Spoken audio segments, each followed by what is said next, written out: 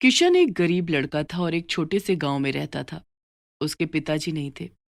वो बचपन से ही मेहनत मजदूरी करता था और साथ ही साथ पढ़ता भी था। एक दिन वो एक जंगल से गुजर रहा था। अचानक उसकी नज़र वहां पर लगे हुए एक जामुन के पेड़ पर पड़ती है। वो जामुन का पेड़ पूरी तरह जामुन से लदा हुआ था। अरे वाह! जामुन का पेड़। और इस पर तो इतने सारे जामुन आए हुए हैं। क्यों ना मैं ये जामुन तोड़कर बाजार में बेचूं। वैसे भी कई दिनों से कोई काम नहीं मिला है, इसीलिए सारे पैसे भी खत्म होने को आए हैं। और आज माँ की दवाई भी लेकर जानी थी। हाँ, मैं यही करता हूँ। मैं जल्दी से जामुन तोड़ लेता हूँ। वो अपने सर पर बांधे हुए गमछे को उतार लेता है, उसे जमीन पर फैला देता है। फिर जामुन के पेड़ पर चढ़कर वो टहनियों को हिलाने लगता है। जामुन टूट टूट कर नीचे गिर जाते हैं। फिर वो सारे जामुन चुगकर अपने गमछे में जमा कर लेता है और जाते जाते जामुन के पेड़ से कहता है। तुम्हारा बहुत बहुत धन्यवाद जामुन के पेड़। अगर मेरे चढ़ने या टहनियों को हिलाने से तुम्हें कोई तकलीफ हुई हो तो उसके लिए मुझे माफ करना। क्या पता आज इन जामुन को बेचने से मुझे इतने पैसे मिल जाएं कि मैं अपनी माँ की दवाई और घर का राशन ले जा पाऊं। किशन वहां से चल देता है और एक छोटे से बाजार में जाकर खड़ा हो जाता है। मीठे मीठे रसीले मोटे जामुनों को देखकर लोगों का ध्यान बरबस ही उन जामुन की तरफ चला जाता है। थोड़ी ही देर में उसके सारे रसीले जामुन बिक जाते हैं और उसे अच्छे पैसे मिलते हैं। आज तो मेरी अच्छी कमाई हो गई है। चलो मैं माँ के लिए दवाई ले देता हूँ। अब भैया, ये वाली दवाई दे दो। हाँ हाँ, क्यों नहीं, अभी रुको। वो दुकानदार दवाई निकाल कर दे देता है और वो राशन लेकर अपने घर आ जाता है। कहाँ रह गया था? कितनी देर लगा दी? मैं कब से तेरा इंतजार कर रही थी। बस माँ, क्या करूं, आज काम ही नहीं था। फिर मैं जंगल से गुजर रहा था तो एक जामुन का पेड़ दिखाई दिया। मैंने वो जामुन तोड़े और उन्हें बेचने के बाद मैं ये दवाई और राशन तुम्हारे लिए लेकर आया हूँ। ये तो तूने बहुत अच्छा किया बेटा। घर में कुछ भी नहीं था खाने के लिए। मुझे सुबह से तेरी चिंता हो रही थी। चल, तू हाथ मुंह धोकर आ, मैं कुछ बना कर लाती हूँ। अगले दिन किशन सुबह सुबह ही जंगल में पहुंच जाता है। वो जामुन के पेड़ को देखता है। वो आज भी पूरी तरह जामुन से लदा हुआ था। उसे बड़ी हैरानी होती है क्योंकि कल उसने काफी मात्रा में जामुन तोड़ लिए थे। वो आज फिर जामुन तोड़ता है। उन्हें जमा करने के बाद जब वो उन्हें उठाता है और पेड़ को धन्यवाद देता है और माफी मांगता है, तभी पेड़ से आवाज आती है। किशन, मैं एक जादुई जामुन का पेड़ हूँ और तुम बहुत ही अच्छे इंसान हो।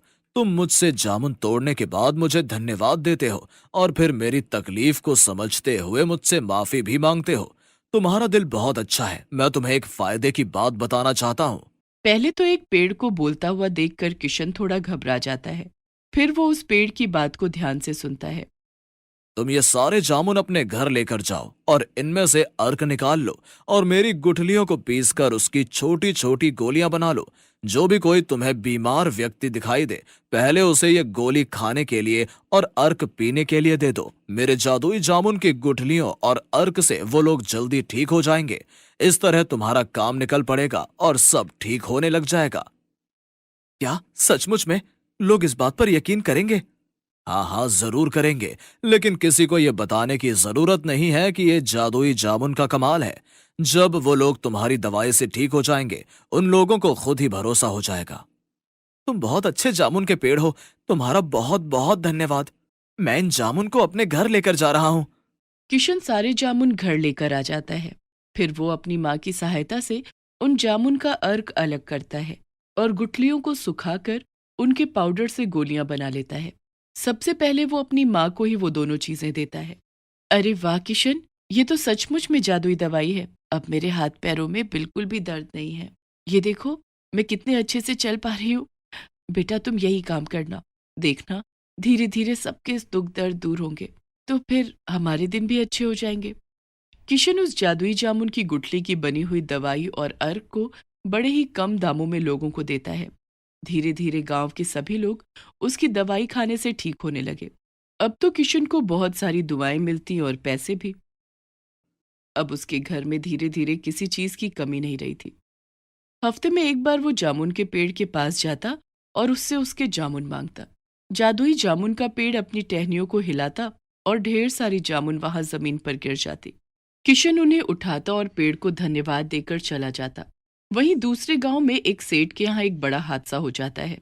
उसकी बेटी चाय बनाते हुए बुरी तरह जल जाती है। घर वाले उसे जला हुआ देखकर बड़ा परेशान थे। नीम हकीम हर जगह की दवा उसकी करा चुके थे, लेकिन कोई भी उसके चेहरे और हाथों को ठीक नहीं कर पा रहा था। तभी किशन के गांव का एक आदमी उनके पास किसी काम से जाता है, और जब उन्हें उनकी बेटी की परेशानी का पता चलता है। अरे सेठ जी, बिल्कुल भी घबराने की जरूरत नहीं है। हमारे गांव का किशन ऐसी जादुई दवाई देता है कि बस एक दो बारी के इस्तेमाल से ही आदमी पूरी तरह ठीक हो जाता है। मेरी बात मानो, अपनी बिटिया को वहीं दिखाकर आओ। सचमुच में अगर मेरी बेटी को उसकी दवाइयां लग गईं और मेरी बेटी सही हो गई, तो मैं वादा करता हूँ कि मैं उसका घर धन से भर दूंगा। फिर क्या सोच रहे हो? चलो जी, हम अभी मोहिनी को लेकर किशन के पास जाते हैं। मोहिनी अपने चेहरे को हर समय दुपट्टे से ढक कर रखती थी। उसे अब लोगों से मिलने जुलने में बिल्कुल भी दिलचस्पी नहीं थी। जो कोई भी उसके झुलसे हुए चेहरे को देखता, तो उसके मुंह से एक बार को चीख निकल ही जाती। जब मोहिनी को ये बात पता चलती है, तो वो खुश तो होती है, लेकिन फिर उदास हो जाती है। माँ, मैं तो थक गई हूँ। कभी इस डॉक्टर के पास जाओ, कभी उस वैद्य के पास जाओ, लेकिन होता कुछ भी नहीं है। मुझे मेरे हाल पर छोड़ दो, मुझे नहीं जाना कहीं पर भी। बेटा, उस आदमी ने कहा है कि उस गांव के किशन के हाथ में बहुत ही शफा है। उसके हाथ की दवाइयां इंसानों को जल्दी ठीक कर देती हैं। मैं मानती हूँ हम बहुत जगह घूमे हैं, लेकिन अपनी माँ के कहने से बस एक बार तू मेरे साथ चल तो सही। अगले दिन मोहिनी को लेकर किशन के गांव आ जाते हैं। एक आदमी से किशन का पता पूछते हैं। वो आदमी उन्हें घर तक छोड़कर जाता है। आइए आइए, बैठिए, बताइए क्या हुआ है। ये हमारी बेटी मोहिनी है। इसका चेहरा चाय बनाते वक्त बुरी तरह जल गया। चाय पूरी तरह इसके चेहरे और हाथ पर गिर गई, जिससे इसका चेहरा झुलस गया है। बहुत इलाज कराया, लेकिन कोई फर्क नहीं पड़ा। तभी हमें किसी ने बताया कि तुम्हारे पास जादुई दवाई है। अगर आप इसी तरह दुपट्टे को लपेटे बैठी रहेंगी, तो मैं कैसे देख पाऊंगा कि आपका चेहरा कितना जला है तथा आपको क्या दवाई देनी है। नहीं, मैं अपना दुपट्टा नहीं उतारूंगी। बस बाबा ने बता दिया ना मैं कितना जली हुई हूँ। जो भी मेरा जला चेहरा देखता है वो डर जाता है। भला ये क्या बात हुई? तुम अगर डॉक्टर को ही नहीं दिखाओगी, तो फिर डॉक्टर इलाज क्या करेगा? किशन उसे बहुत समझाता है। आखिर में मोहिनी अपना दुपट्टा उतार देती है। किशन देखता है कि उसका एक तरफ से चेहरा और हाथ बुरी तरह जला हुआ है। वो अपनी अलमारी के पास आता है और 2 बोतल उठाता है। हे जादुई जामुन के पेड़ से टूटे हुए जामुनों, मैं ये दवाई उस लड़की को दे रहा हूँ। उसे जल्दी से अच्छा कर देना। तुम्हारा बहुत बहुत धन्यवाद। किशन बाहर आता है और सेठ और सेठानी को वो दवाई दे देता है, और 1 हफ्ते बाद आने के लिए बोलता है। मोहिनी जी, ये एक बोतल और लीजिए। इसे अपनी जली हुई जगह पर लगा देना। देखना आप जल्दी अच्छी हो जाएंगी। और दुपट्टे को हर वक्त लपेट कर मत रखना। मोहिनी को कोई उम्मीद नहीं थी। वो मरे मन से किशन से वो बोतल ले लेती है, और घर जाने पर वो अपनी माँ को कहती है, भला ऐसी भी कोई दवाई होती है कि उसे खाओ पियो और लगाओ ठीक हो जाओ? लगता है तुम्हारा दिमाग खराब हो गया है। दवाइयाँ लगाई और खाई ही तो जाती हैं। तुम एक बारी खाकर तो देखो। अगर आराम नहीं पड़ा तो हम नहीं जाएंगे। सच में अगर आराम हो गया तो सोचो, तुम फिर से कितनी सुंदर दिखाई दोगी। बस माँ, तुम मुझे ऐसे ही ख्वाब दिखाती रहती हो और दवाइयाँ खिलाती रहती हो। सेठानी बड़ी पाबंदी के साथ मोहिनी को सुबह शाम और दोपहर को वो दवाई देती, और मोहिनी के चेहरे पर भी दवाई को लगाती। 3-4 दिन में ही मोहिनी को अपनी झुलसी हुई त्वचा ठीक दिखाई देने लगी।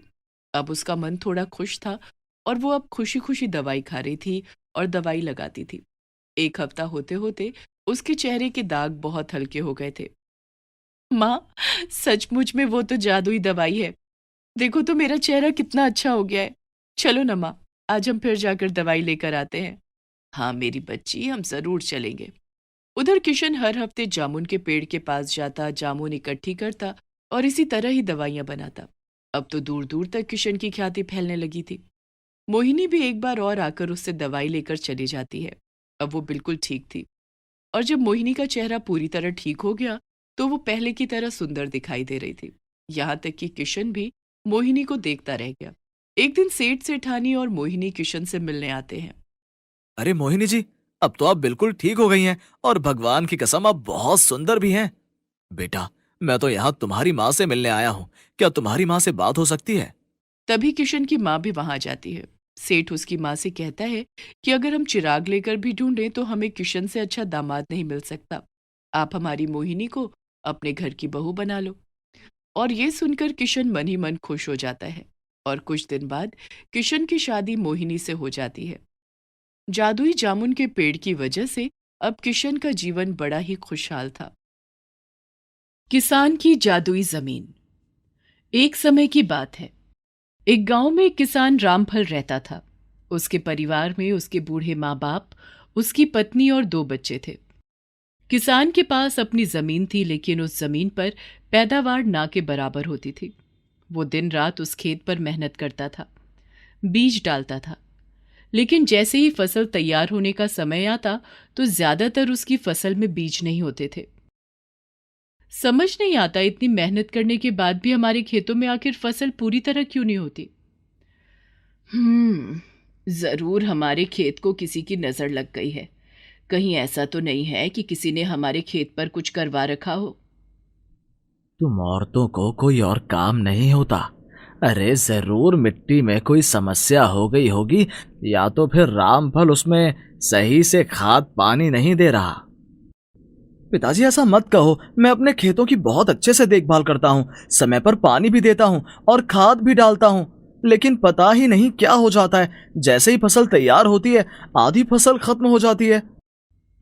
इस समस्या से रामफल इतना जूझ रहा था कि उसे समझ में नहीं आता था। वो पूरा पूरा दिन खेत में बैठा हुआ बस यही सोचता था कि आखिर उसके खेत को क्या हो गया है। पिछले 5 सालों से उसकी फसल ना के बराबर हो रही थी। एक दिन रामफल अपने खेतों की तरफ जा रहा था कि उसे रास्ते में एक बाबा दिखाई देते हैं, जो रामफल को रोक लेते हैं। बेटा, इस गरीब बाबा को कुछ देता जा। तेरे माथे की लकीरें बता रही हैं कि तू बहुत जल्द बहुत अमीर बनने वाला है। बाबा, मांगना है तो ऐसे ही मांग लो, क्यों सपने दिखा रहे हो? तुम्हें मुझे देखकर लग रहा है कि मैं आने वाले समय में अमीर बनने वाला हूँ। खेत में फसल तक तो मेरी होती नहीं है, घर में जरूरतें पूरी हो नहीं पाती, क्यों सुबह सुबह जले पर नमक छिड़क रहे हो? मेरा कहा आज तक कभी गलत नहीं हुआ। जा, तू भी देख लियो। रामफल हंसता हुआ अपने खेतों की तरफ चला जाता है। तभी वो देखता है कि उसके खेत के पास काफी भीड़ इकट्ठा है। क्या रे कालू, मेरे खेत के पास इतनी भीड़ क्यों इकट्ठी कर रखी है? भाई, अभी अभी तेरे खेत में हमने नाग नागिन का जोड़ा देखा है। संभल कर जाना खेत के अंदर, हम लोग तो उन्हें ढूंढने के लिए ही इधर उधर देख रहे हैं। अरे भाई, जंगली जेब यहाँ खेतों में नहीं घूमेंगे तो कहाँ घूमेंगे? काफी जहरीले होते हैं ये, किसी को डस लिया तो जान ले लेंगे। तभी एक किसान तेज से आवाजें देने लगता है कि यहाँ पर है सांप, यहाँ पर है सांप। सब अपनी लाठी डंडे लेकर उधर की तरफ भागने लगते हैं। रामफल भी भागने लगता है और वो देखता है कि सब उसके खेतों की फसल को खराब करते हुए खेतों के बीच जा रहे हैं। ये देखकर रामफल सबको आवाज लगाकर रोक लेता है।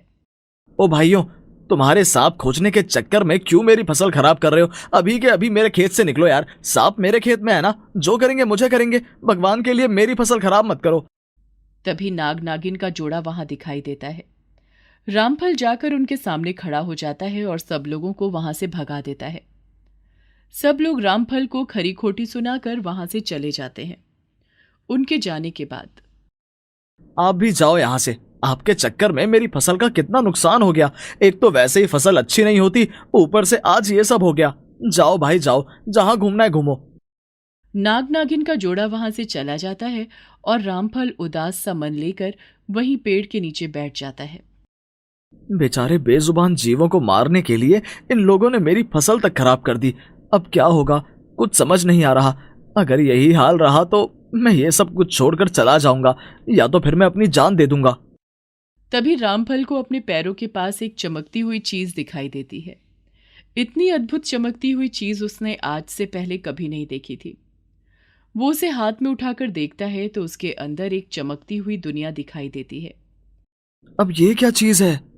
कितनी चमकीली और अद्भुत है, और ये तो गर्म भी काफी है।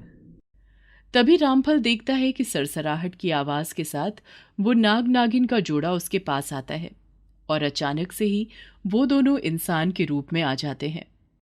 रामफल, आज तुम्हारी वजह से ही हम दोनों की जान बच पाई है।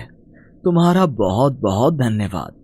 तुम्हारे हाथ में जो ये चमकीली चीज है, ये हमारी है। इसके बिना हम दोनों अधूरे हैं। क्या तुम हमें हमारी चीज वापस लौटा दोगे? हाँ हाँ, क्यों नहीं। आपकी चीज है, आप ले लीजिए। पर ये है क्या? ये बहुत कीमती है। ये मणि है। रामफल ने मणि के बारे में सुना हुआ था। उसे पता था कि मणि एक ऐसी चीज है जिससे हर इच्छा पूरी हो सकती है। फिर भी उसके मन में कोई लालच नहीं आता और वो आराम से मणि उस नाग नागिन को दे देता है। तुम बहुत अच्छे हो रामफल, मांगो, तुम्हें क्या चाहिए? मैं क्या मांगूं? बस आप लोगों की जान बच गई, यही बहुत है। तुम बहुत परेशान लग रहे हो। अपनी परेशानी बताओ, मैं उसका समाधान कर दूंगी। ये खेत देख रहे हो तुम दोनों? पहले इस जमीन में लहराती फसल हुआ करती थी। 5 साल से मेरी जमीन में फसल ना के बराबर होती है। यही हाल रहा तो मेरा परिवार भूखों मरने की नौबत पर आ जाएगा। मुझे बस दिन रात इसी बात की ही चिंता सताती रहती है। बस इतनी सी बात? तो रामफल, आज से हम तुम्हारे खेत को आशीर्वाद देते हैं कि ये जमीन जादुई बन जाएगी। तुम इसमें जो भी फसल उगाओगे उसकी पैदावार तुम्हारी बोई हुई फसल से चौगुनी हो जाएगी। ये सुनकर रामफल बड़ा खुश हो जाता है और दोनों हाथ जोड़कर उनका धन्यवाद करता है। नाग और नागिन अपनी मणि लेकर वहां से चले जाते हैं। उनके जाने के बाद रामधन देखता है कि जो किसानों के पैरों से कुचली हुई फसल अभी तक खेतों में थी, वो अचानक से ही लहराने लगी है। रामफल भागा भागा घर आता है और ये सारी बात अपने माँ पिताजी और अपनी पत्नी सविता से कहता है। भला ऐसा भी आज तक कभी कहीं सुना है? तू तो रामफल इतनी चिंता में घुस गया है कि दिन में भी सपने देखने लगा है। क्या पता रामफल सच कह रहा हो। अगर ऐसा हुआ तो मैं भगवान को प्रसाद चढ़ाऊंगी। मैं तो खुशी के मारे तुम सबको ये बताने के लिए भागा भागा आया, और तुम लोग यहाँ पर मेरी बात का यकीन नहीं कर रहे। हो सकता है बाबा सही कह रहे हैं, आपने कोई सपना देखा हो। अरे अभी तो फसल कटने में 1 महीना बाकी है। बाकी सच्चाई तब पता चल जाएगी। पर बच्चों के आगे आप ये सब मत कहना, वरना सारे गांव में ढिंढोरा पीट देंगे। और अगर ऐसा कुछ नहीं हुआ तो फिर बड़ी जगहसाई होगी। मुझे तो लगता है तुम सबको मेरे ऊपर विश्वास ही नहीं रहा। लोग सही कहते हैं, जब बुरा वक्त आता है तो सबसे पहले अपने ही साथ छोड़ते हैं। मैं झूठ नहीं कह रहा, नाग नागिन ने खुद मुझे आकर ये बात बोली।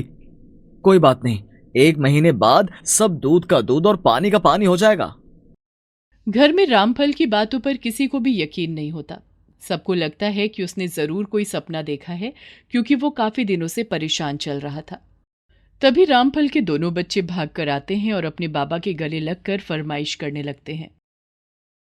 बाबा, वो पड़ोस में मेरी सहेली मीनू रहती है ना, उसके पापा ने उसको एक बहुत सुंदर गुड़िया ला कर दी है। वो बोलती भी है। बाबा, उसमें एक बटन लगा हुआ है, जैसे ही उसे दबाओ वो बोलने लगती है। मुझे भी ऐसी गुड़िया चाहिए बाबा, आप मेरे लिए ऐसी गुड़िया लेकर आओ ना। और तुमने देखा था उसके बाबा अपने बेटे के लिए कितने सुंदर जूते लेकर आए हैं। बाबा, मुझे भी ऐसे ही जूते चाहिए। ठीक है मेरे बच्चों, ये फसल तैयार होने दो, मैं तुम दोनों को तुम्हारी पसंद की चीज दिलाऊंगा। पक्का वादा ना बाबा? पक्का वादा ना बाबा? बिल्कुल पक्का वादा। दोनों बच्चे खुशी खुशी फिर बाहर खेलने चले जाते हैं। अब बच्चों से झूठा वादा करने की क्या जरूरत थी? पता तो है अपने हालात कैसे चल रहे हैं। तुम लोगों को यकीन हो ना हो, लेकिन मुझे पूरा यकीन है कि मेरी फसल इस बार बहुत अच्छी होगी। देखते देखते 1 महीना भी बीत जाता है।